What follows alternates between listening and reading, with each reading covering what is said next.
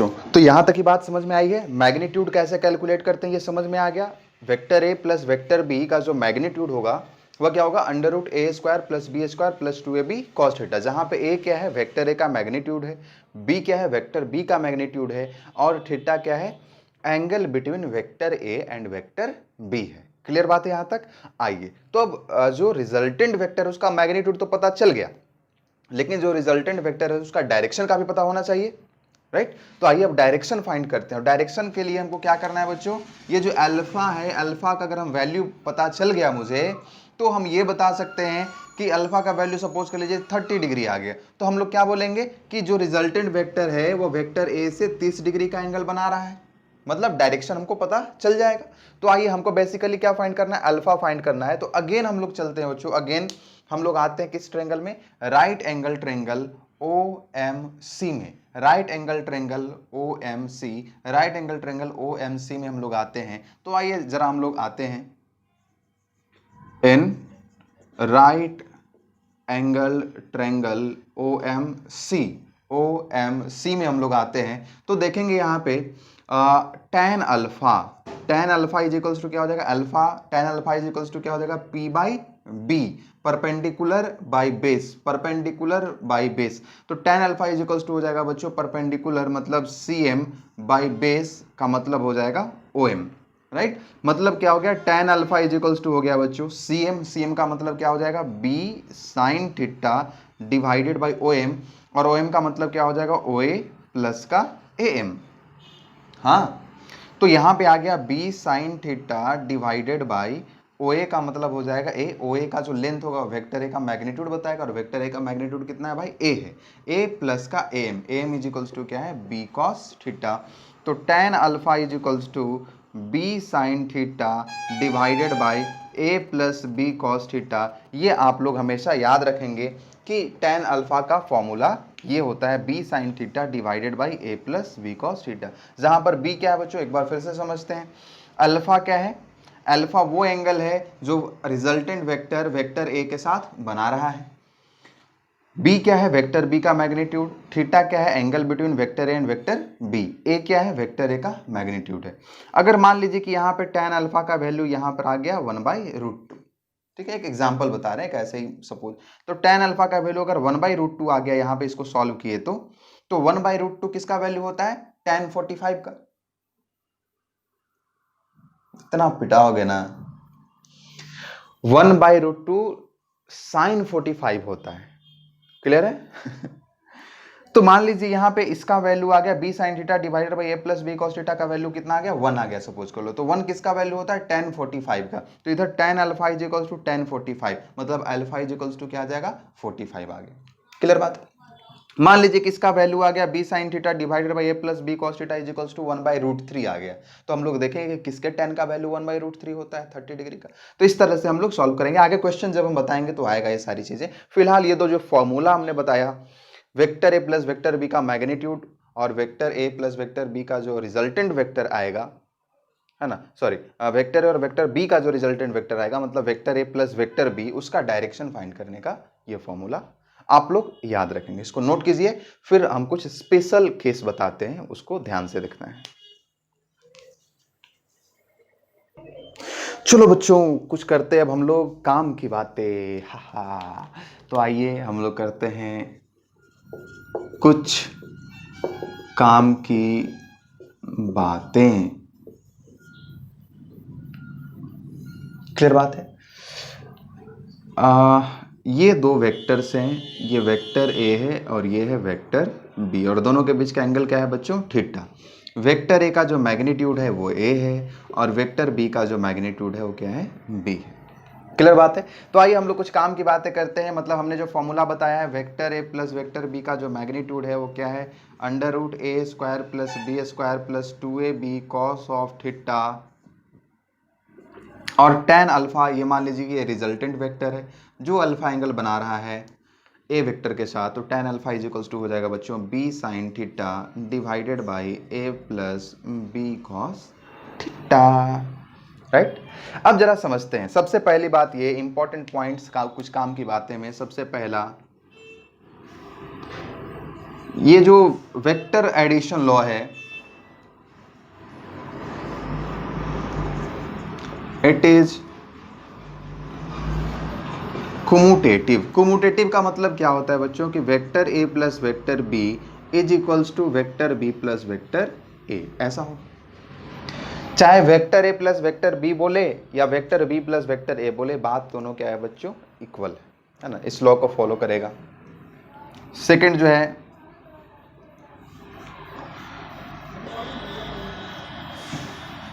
It follows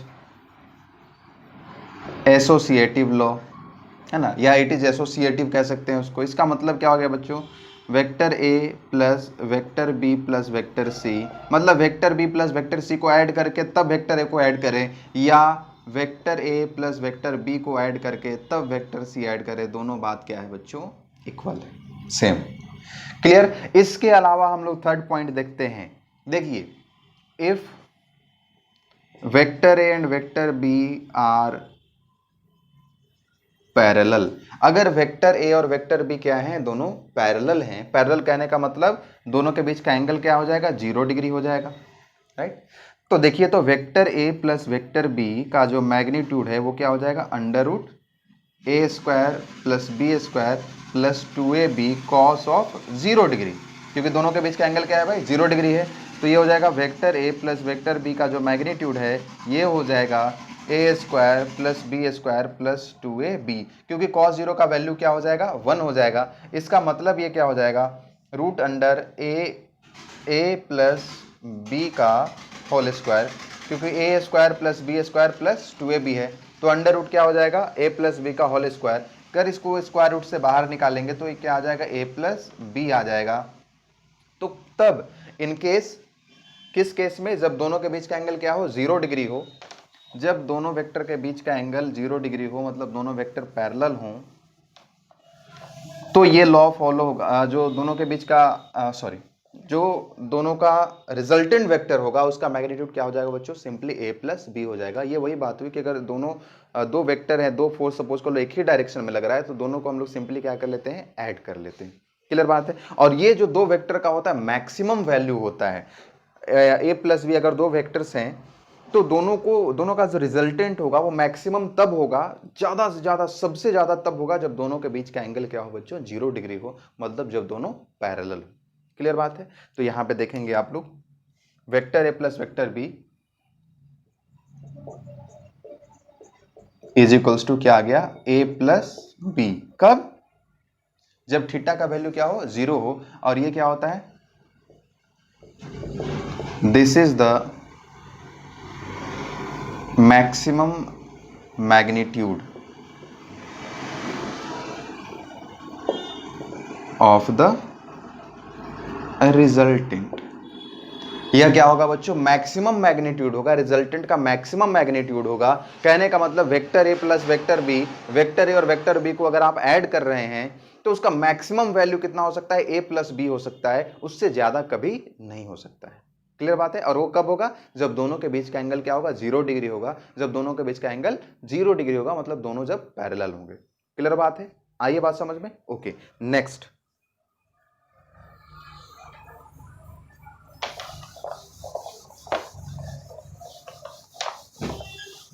देखेंगे।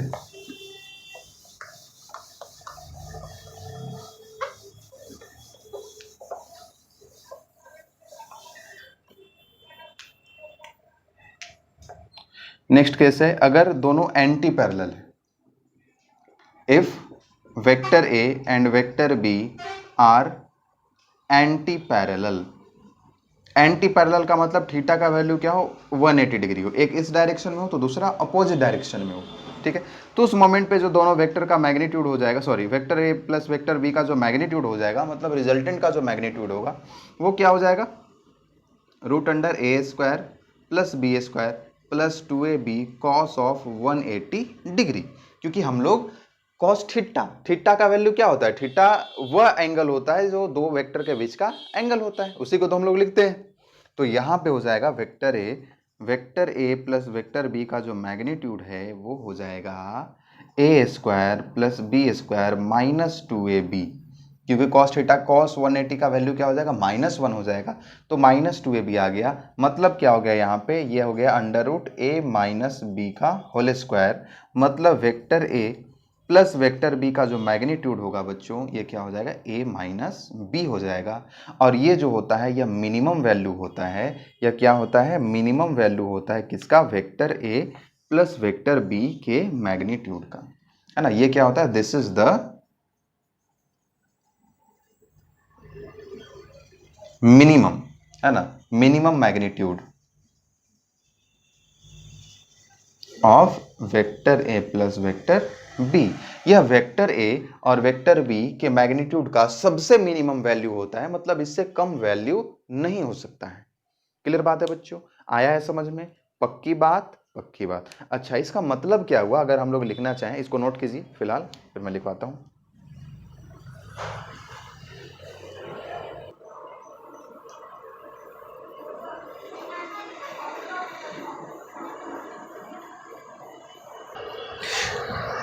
चले बच्चों, एक सेकेंड लाइट,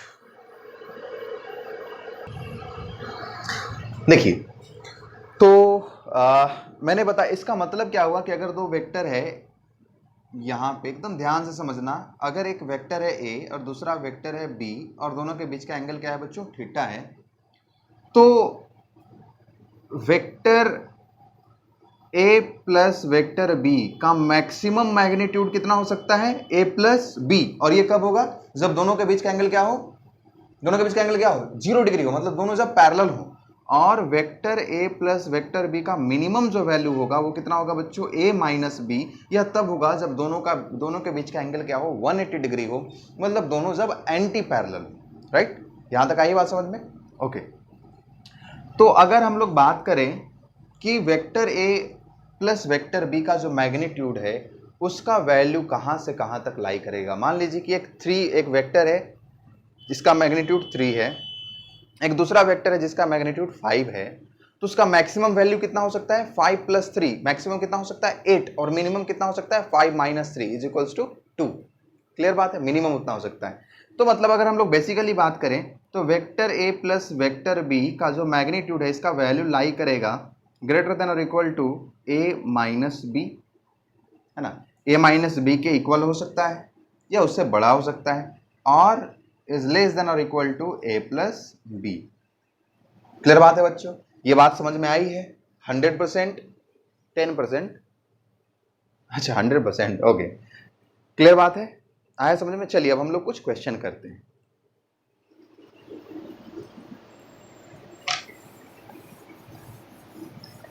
देखेंगे बच्चे, बहुत आसानी से आप लोग सॉल्व करेंगे वेक्टर एडिशन के क्वेश्चंस। मैं क्वेश्चन आपको दे रहा हूं और वो ये है,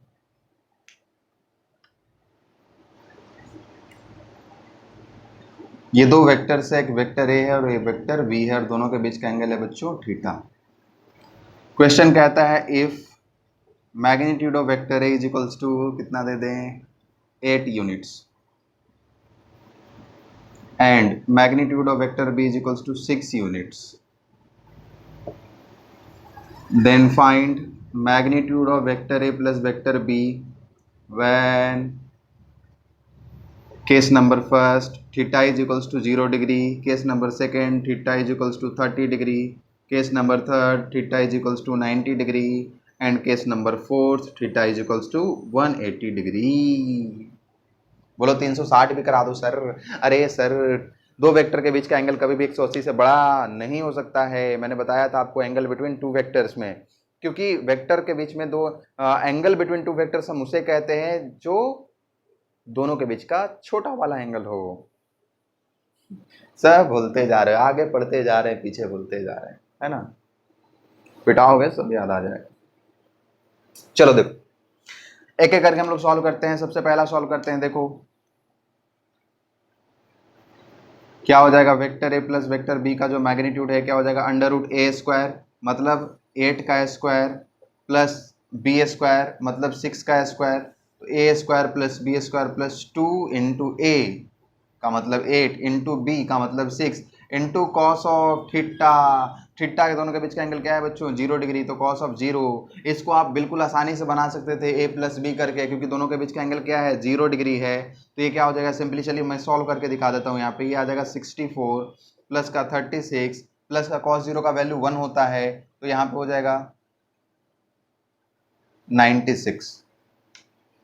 क्लियर बात है। तो यहाँ पे जब आप सॉल्व करोगे इसको, जब आप ऐड करोगे इनको, तो आ जाएगा बच्चों 196। तो इसको जब आप सही है ना।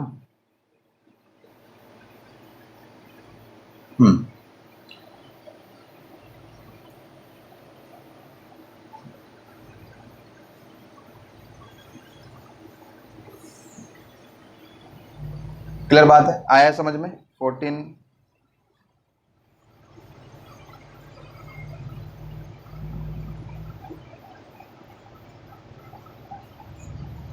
क्लियर। तो 196 आया, इसका जो मैग्नीट्यूड होगा बच्चों कितना होगा 14 यूनिट्स होगा, 14 यूनिट्स होगा। क्लियर बात है। आप लोग सिंपली भी कर सकते थे, क्योंकि दोनों के बीच का एंगल 0 डिग्री है, तो a प्लस बी का जो मैग्नीट्यूड होगा वो a प्लस बी हो जाएगा। और बच्चों 8 प्लस 6 करोगे तो ये भी कितना आएगा 14 यूनिट्स आएगा। ठीक है, तो इस तरह से हम लोग क्वेश्चंस को सॉल्व करते हैं। क्लियर बात है। चले आगे नेक्स्ट क्वेश्चन पे। आप लोग बनाओ, आप लोग से भी बनेगा, बनना चाहिए भाई।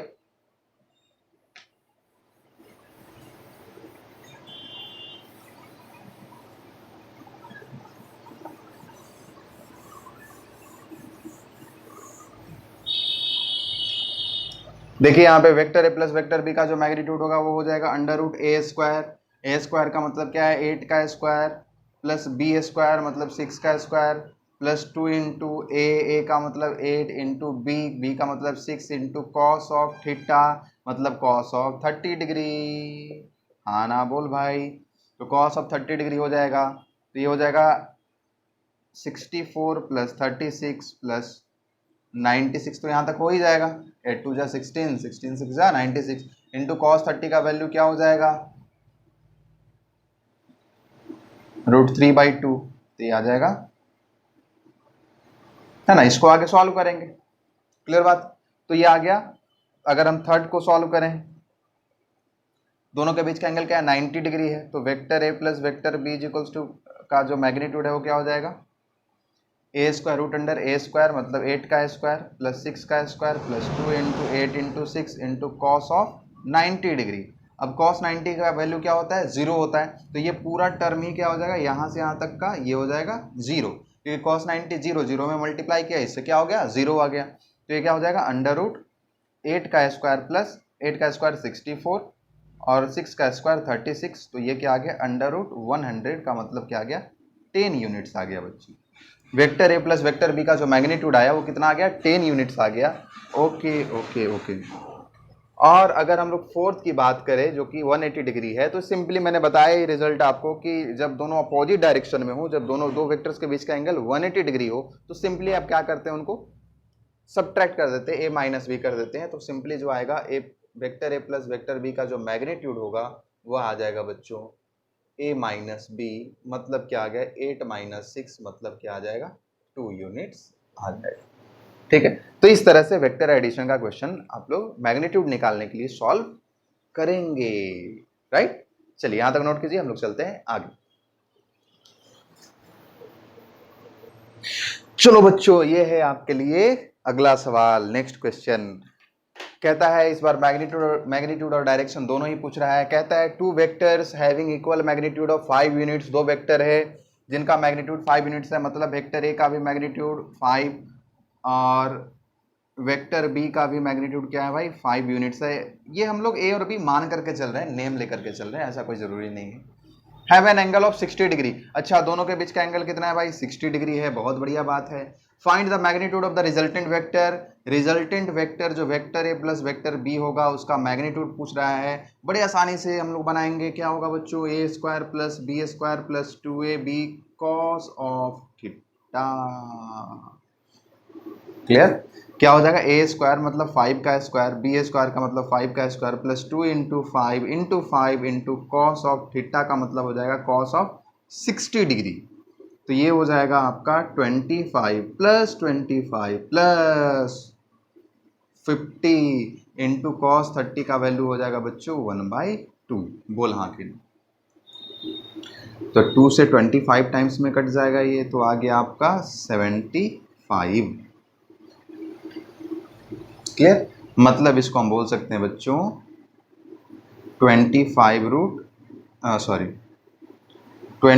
इंटू 3 का अंडर रूट, तो ये आ जाएगा आपका 25 बाहर निकल जाएगा 5 यूनिट्स।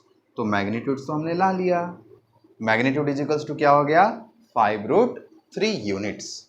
क्लियर बात? आया है समझ में? चलिए अब हम लोग चलते हैं डायरेक्शन के खोज में है ना, मिटा दूं। अब रही बात डायरेक्शन की, डायरेक्शन हम लोग कैसे पता करेंगे ये हमको देखना है।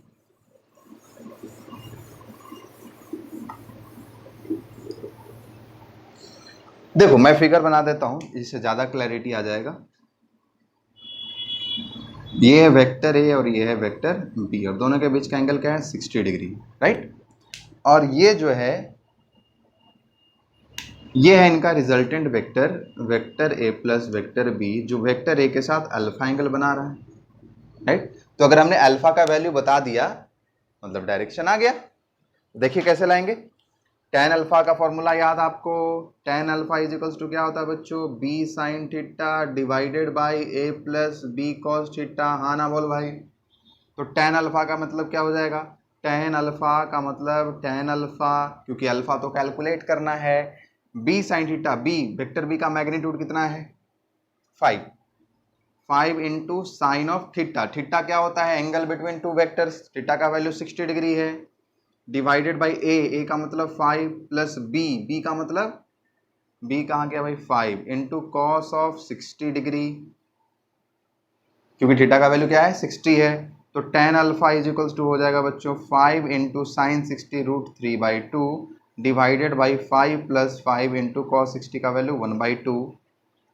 तो यहाँ पे आ जाएगा 5√3/2 होल डिवाइडेड बाई ये 5/2 हो जाएगा, तो एलसीएम आप 2 ले लीजिए, तो यहाँ पे आ जाएगा 15/2, 2 कैंसिल, 5 3 जा ये, तो ये आ गया 1/√3, है ना। मतलब मैं इधर अब थोड़ा सा बना दूं, टेन अल्फा का वैल्यू आ गया बच्चों 1/√3, मतलब टेन अल्फा का वैल्यू आ गया टेन ऑफ 30 डिग्री, मतलब अल्फा का जो वैल्यू आया क्या आ गया बच्चों 30 डिग्री। तो ये जो अल्फा होगा यहाँ पे अल्फा का वैल्यू क्या आ गया 30 डिग्री आ गया, मतलब यह जो वेक्टर है या जो रिजल्टेंट वेक्टर है वह क्या कर रहा है, जो दो वेक्टर्स के बीच का एंगल है उसको बाइसेक्ट कर रहा है, क्योंकि दो वेक्टर के बीच का एंगल 60 डिग्री था और ये 30 डिग्री एंगल बना रहा है वेक्टर ए से, मतलब ये क्या कर रहा है एंगल को बाइसेक्ट कर रहा है। और आप नोट पॉइंट में इसको लिख लें, ये एक जनरल भी है। अगर हम वेक्टर का मैग्नीट्यूड 5 न लेकर के सिंपली हम ए लेकर के चलें और जब उसको सॉल्व करेंगे, जब हम रिजल्टेंट वेक्टर का डायरेक्शन फाइंड करेंगे, तो वहां पर हम लोग देखेंगे कि यह क्या करेगा, जो रिजल्टेंट वेक्टर होगा वह क्या करेगा, इन दोनों वेक्टर के बीच का जो एंगल है उसको बाइसेक्ट करने का काम करेगा। तो इसको आप नोट पॉइंट में भी लिख सकते हैं। चलिए मैं इसको लिखवा देता हूं नोट पॉइंट में, नोट कीजिए इसको।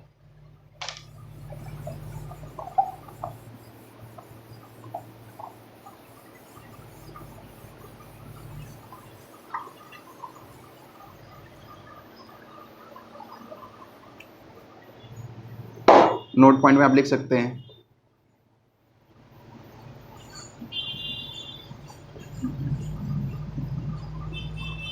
The resultant vector of two vectors of equal magnitudes bisects the angle between the vectors। आएंगे समझ में? पक्की बात है, नोट कीजिए इसको बच्चों। चलते हैं आगे।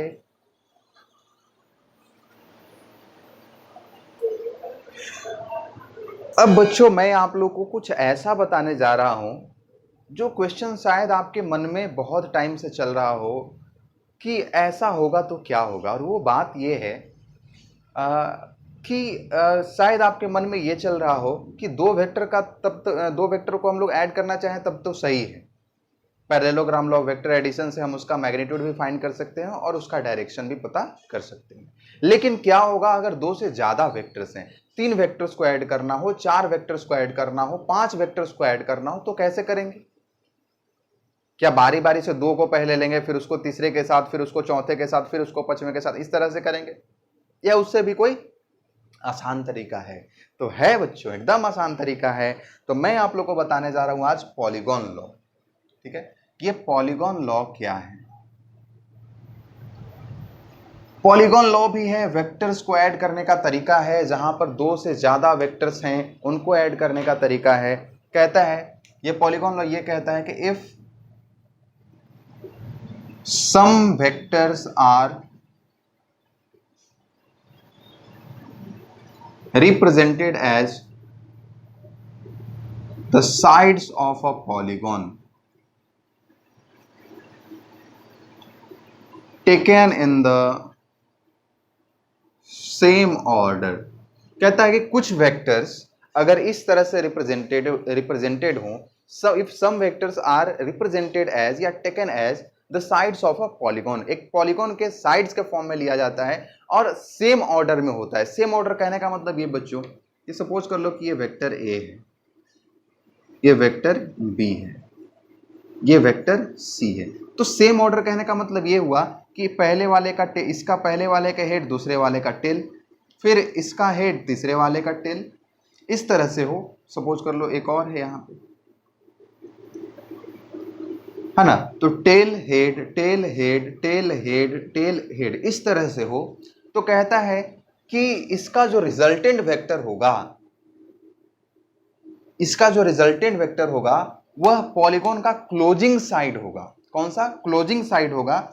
ये जो क्लोजिंग साइड है इसका,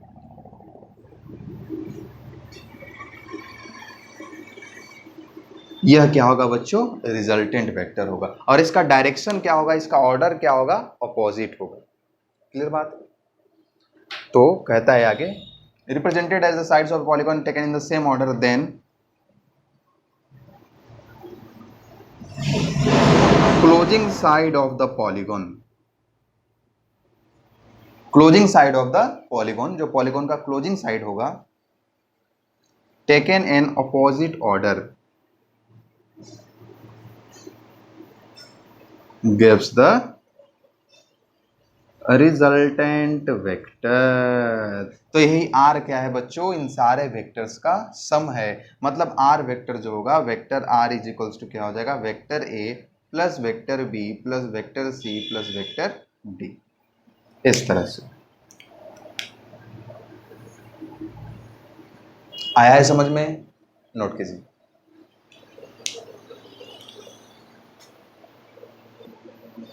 चलो बच्चों, एक लास्ट काम की मैं बात बता रहा हूं इसमें, पॉलीगॉन वाले में। ये भी है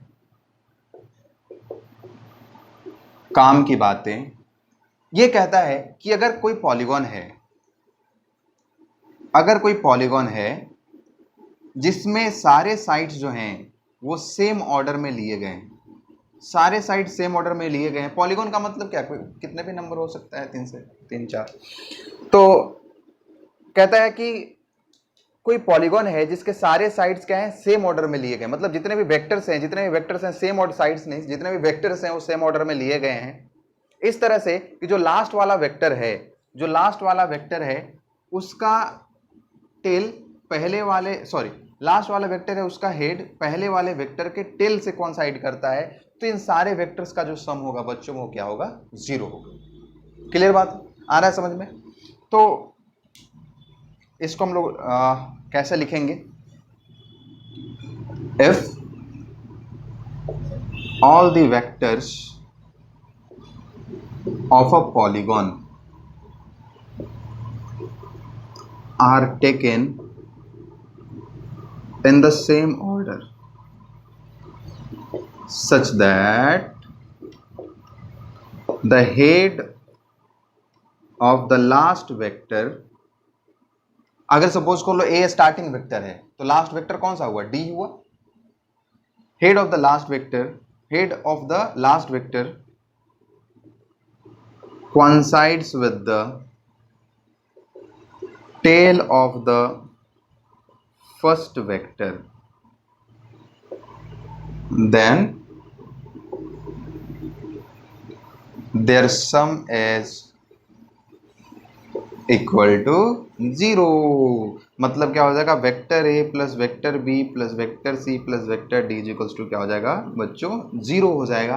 ऐसा क्यों होगा, ऐसा क्यों, जीरो क्यों हुआ? तो बच्चों देखो, अगर मान लो कि ये डी वाला जो वेक्टर है, डी वेक्टर नहीं है, ठीक है, ओपन है, ओपन पॉलीगॉन है, तो वेक्टर देखिए यहां पे, तो vector A plus vector B plus vector C is equals to क्या हो जाएगा, ये वाला वेक्टर होगा, मान लो कि इसका नाम है एम वेक्टर, ठीक है, तो ये वाला होगा एम वेक्टर होगा। मतलब हम क्या लिख सकते हैं, vector A plus vector B plus vector C is equals to vector M, ये रिजल्टेंट वेक्टर होगा। इससे पहले वाले जो पॉलीगॉन लॉ में हमने बताया ये होगा, लेकिन इसका डायरेक्शन देखिए तो ये अपोजिट डायरेक्शन में, अपोजिट ऑर्डर है। ये जो वेक्टर डी है इसका मैग्नीट्यूड तो एम के इक्वल है, लेकिन डायरेक्शन क्या है, अपोजिट है। इसका मतलब एम को हम क्या बोल सकते हैं, एम को हम बोल सकते हैं माइनस डी वेक्टर बोल सकते हैं, बोल हाँ कि ना, माइनस डी वेक्टर बोल सकते हैं, राइट। तो अब जरा देखो तो, vector A plus vector B plus vector C, minus D इधर आएगा तो क्या हो जाएगा, plus D is equals to zero. अरे यही तो था यार, क्लियर बात, आया समझ में, पक्की बात। तो आज की कहानी हम लोग यहीं पे खत्म करते हैं, नेक्स्ट वीडियो में हम लोग मिलेंगे, और मुझे पूरा उम्मीद है कि आप लोग पूरा रिवाइज करेंगे, नोट्स बनाएंगे, बार बार रिवीजन करना है, बार बार देखना है, जितनी बार रिवाइज करोगे उतना ही अच्छे से समझ में आएगा, क्योंकि वेक्टर चैप्टर का बच्चों हर एक चैप्टर में, वेक्टर जो चैप्टर है उसका पूरे फिजिक्स में एप्लीकेशन है, खास करके addition of vector, subtraction of vector, product of vectors, तो इनका हर जगह पे एप्लीकेशन है। तो पूरे मन लगा करके पढ़ना है, मेहनत करके पढ़ना है, ठीक है। तो हम लोग मिलते हैं अगले वीडियो में, बाय।